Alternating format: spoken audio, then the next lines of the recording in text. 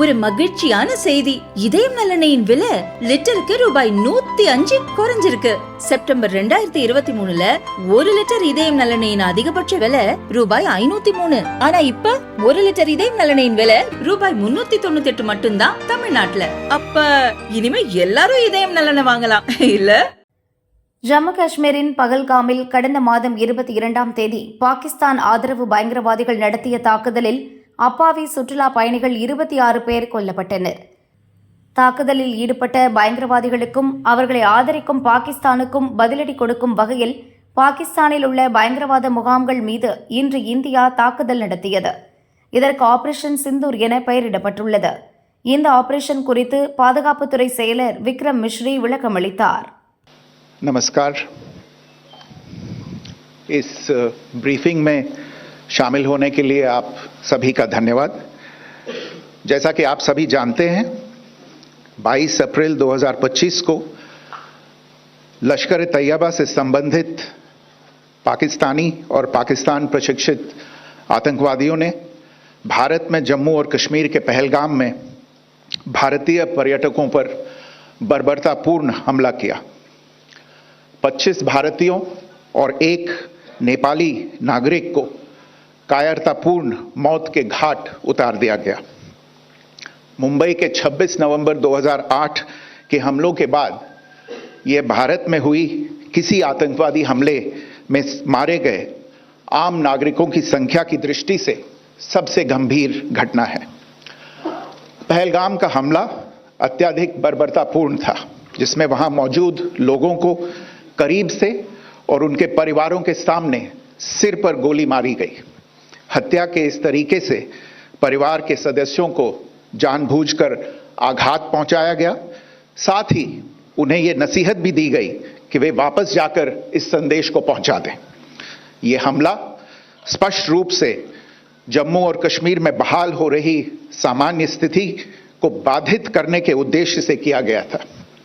चूंकि पर्यटन फिर से अर्थव्यवस्था का मुख्य आधार बन रहा था, इस हमले का मुख्य उद्देश्य इसे प्रतिकूल रूप से प्रभावित करना था।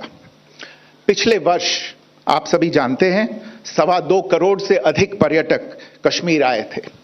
इस हमले का मुख्य उद्देश्य इसलिए संभवतः यह था कि इस संघ राज्य क्षेत्र में विकास और प्रगति को नुकसान पहुंचाकर इसे पिछड़ा बनाए रखा जाए और पाकिस्तान से लगातार होने वाले सीमा पार आतंकवाद के लिए उपजाऊ जमीन बनाने में सहायता की जाए। हमले का यह तरीका जम्मू और कश्मीर और शेष राष्ट्र दोनों में सांप्रदायिक दंगे भड़काने के उद्देश्य से भी प्रेरित था। इसका श्रेय सरकार और भारत के सभी नागरिकों को दिया जाना चाहिए कि इन प्रयासों को विफल कर दिया गया। एक समूह ने खुद को रेजिस्टेंस फ्रंट TRF कहते हुए इस हमले की जिम्मेदारी ली है। यह समूह संयुक्त राष्ट्र द्वारा प्रतिबंधित पाकिस्तानी आतंकवादी समूह लश्कर-ए-तैयबा से जुड़ा हुआ है। यह उल्लेखनीय है कि भारत ने मई और नवंबर 2024 में संयुक्त राष्ट्र की 1267 कमेटी की सैंक्शंस मॉनिटरिंग टीम को अर्धवार्षिक रिपोर्ट प्रस्तुत की थी, जिसमें TRF के बारे में साफ इनपुट दिए गए थे। इससे पाकिस्तान स्थित आतंकवादी समूहों के लिए कवर के रूप में TRF की भूमिका सामने आई थी। इससे पहले भी दिसंबर 2023 में भारत ने इस टीम को लश्कर-ए-तैयबा और जैश-ए-मोहम्मद के बारे में सूचित किया था, जो TRF जैसे छोटे आतंकवादी समूहों के माध्यम से अपनी गतिविधियों को संचालित कर रहे हैं। इस संबंध में 25 अप्रैल को UN सिक्योरिटी काउंसिल प्रेस वक्तव्य में TRF के संदर्भ को हटाने के लिए पाकिस्तान के दबाव पर भी ध्यान दिया जाना चाहिए। पहलगाम आतंकवादी हमले की जांच से पाकिस्तान के साथ आतंकवादियों के संपर्क उजागर हुए हैं। रेजिस्टेंस फ्रंट द्वारा किए गए दावे और लश्कर-ए-तैयबा से ज्ञात सोशल मीडिया हैंडल द्वारा इसको रीपोस्ट किया जाना इसकी पुष्टि करता है। चश्मदीद गवाहों और विभिन्न जांच एजेंसियों को उपलब्ध अन्य सूचनाओं के आधार पर हमलावरों की पहचान भी हुई है। हमारी इंटेलिजेंस ने इस टीम के योजनाकारों और उनके समर्थकों की जानकारी जुटाई है। इस हमले की रूपरेखा भारत में सीमा पार आतंकवाद को अंजाम देने के पाकिस्तान के लंबे ट्रैक रिकॉर्ड से भी जुड़ी हुई है, जिसके लिखित और स्पष्ट दस्तावेज उपलब्ध हैं। पाकिस्तान दुनिया भर में आतंकवादियों के लिए एक शरण स्थल के रूप में पहचान बना चुका है। यहां अंतर्राष्ट्रीय स्तर पर प्रतिबंधित आतंकवादी सजा पाने से बचे रहते हैं। इसके अलावा पाकिस्तान ने इस मुद्दे पर विश्व और फाइनेंशियल एक्शन टास्क फोर्स जैसे अंतर्राष्ट्रीय मंचों को जानबूझकर गुमराह करने के लिए भी जाना जाता है। साजिद मीर का मामला, जिसमें इस आतंकवादी को पाकिस्तान ने मृत घोषित कर दिया था और फिर अंतर्राष्ट्रीय दबाव के परिणाम स्वरूप वो जीवित पाया गया, इसका सबसे स्पष्ट उदाहरण है। यह स्वाभाविक है कि पहलगाम में हुए इस हमले से जम्मू और कश्मीर के साथ साथ भारत के अन्य भागों में भी आक्रोश देखा गया। हमलों के बाद भारत सरकार ने स्वाभाविक रूप से पाकिस्तान के साथ संबंधों को लेकर कुछ कदम उठाए।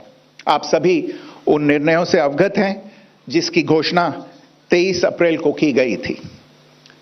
तथापि यह आवश्यक समझा गया कि 22 अप्रैल के हमले के अपराधियों और उनके योजनाकारों को न्याय के कटघरे में लाया जाए।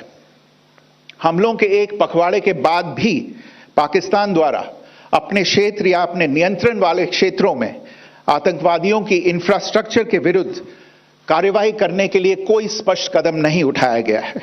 उल्टे वो इनकार करने और आरोप लगाने में ही लिप्त रहा है।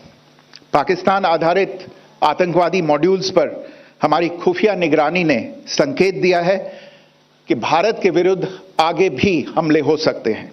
अतः इनको रोकना और इनसे निपटना दोनों को बेहद आवश्यक समझा गया। आज सुबह, जैसा कि आपको ज्ञात होगा, भारत ने इस तरह के सीमा पार हमलों का जवाब देने और उन्हें रोकने तथा उनका प्रतिरोध करने के अपने अधिकार का प्रयोग किया है। यह कार्यवाही नपीतुली, नॉन एस्केलेटरी, आनुपातिक और जिम्मेदारीपूर्ण है। यह आतंकवाद की इंफ्रास्ट्रक्चर को समाप्त करने और भारत में भेजे जाने वाले संभावित आतंकवादियों को अक्षम बनाने पर केंद्रित है।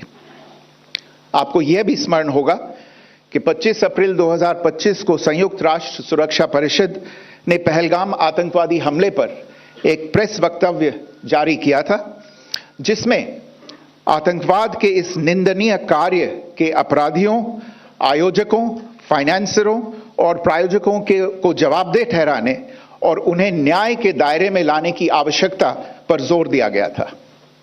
भारत की आज की इस कार्रवाई को इसी संदर्भ में देखा जाना चाहिए।